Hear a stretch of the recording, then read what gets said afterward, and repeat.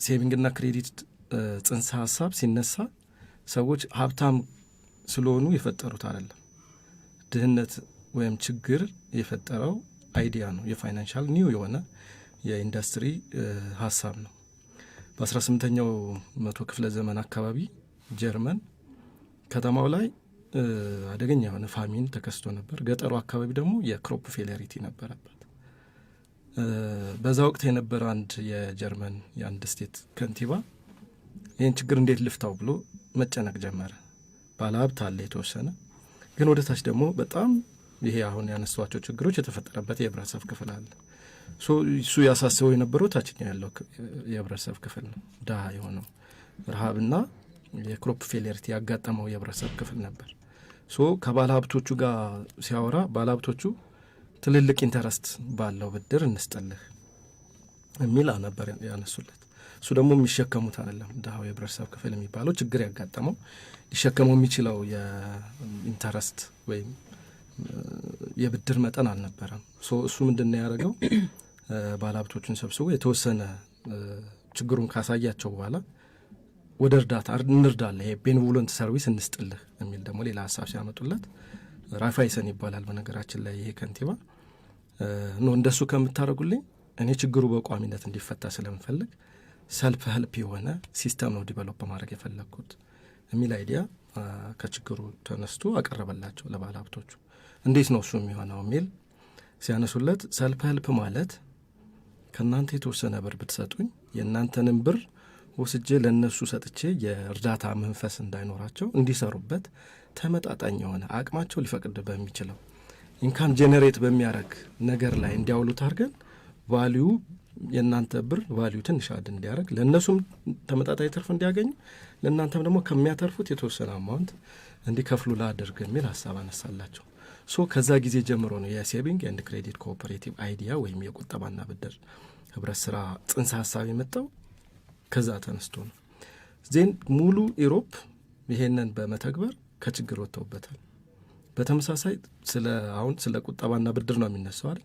ስለ ሸማቾችም ተመሳሳይ አይዲያ ይዘት አለው። ሸማቾች የሚለው እንግሊዝም በተመሳሳይ ከጀርመን በኋላ የኢንዱስትሪ አብዮት የሚባል ያቀጣጠለችበት ጊዜ ነበርና ብዙ የጉልበት ሰራተኛ የዕደ ጥበብ ሰራተኛ ኢንዱስትሪው ላይ ነበር።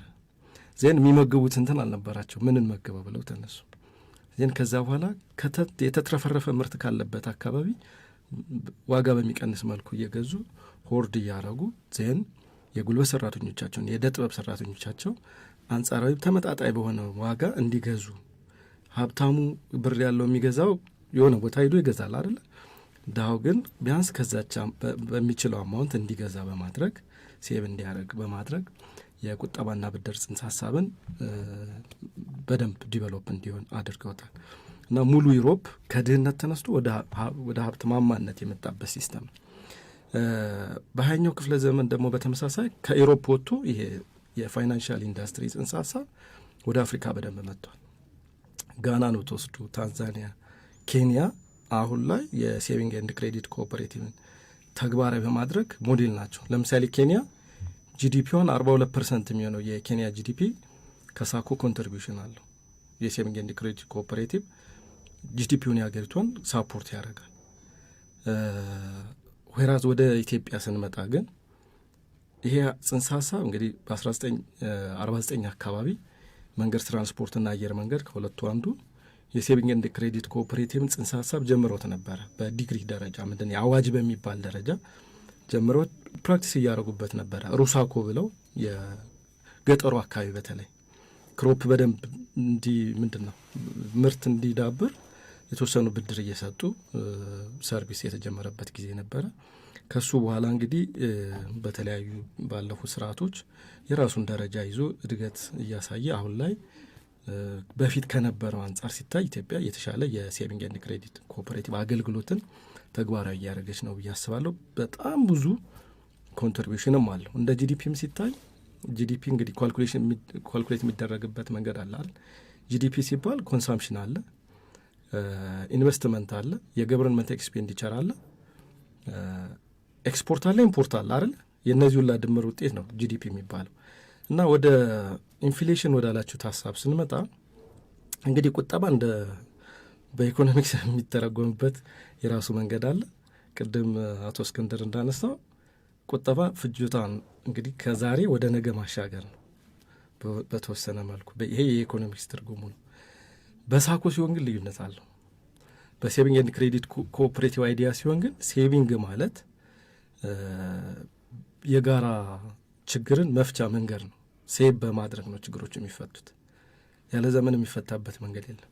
ሴቪንግ በጋራ ይደረጋል። በጋራ ሲደረግ ችግር ይፈታበታል፣ ተቋም ይገነባበታል።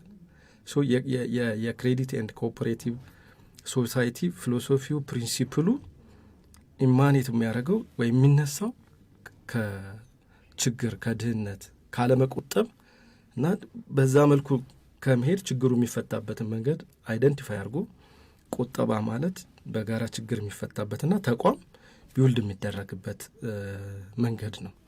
ይህንን ትርጉም የያዘው ቅድም እንዳልኳችሁ ከዓለም አቀፉ መነሻ ጽንሰ ሀሳብ በመነሳት ነው እና ኦልሞስት አሁን በተደራጀ መልኩ አይሲኤ በሚል ወይም ኢንተርናሽናል የኮኦፐሬቲቭ አሊያንስ ዋና ቢሮ አሜሪካን ሀገር ነው ያለው። በሱ ስታንዳርድ አለው።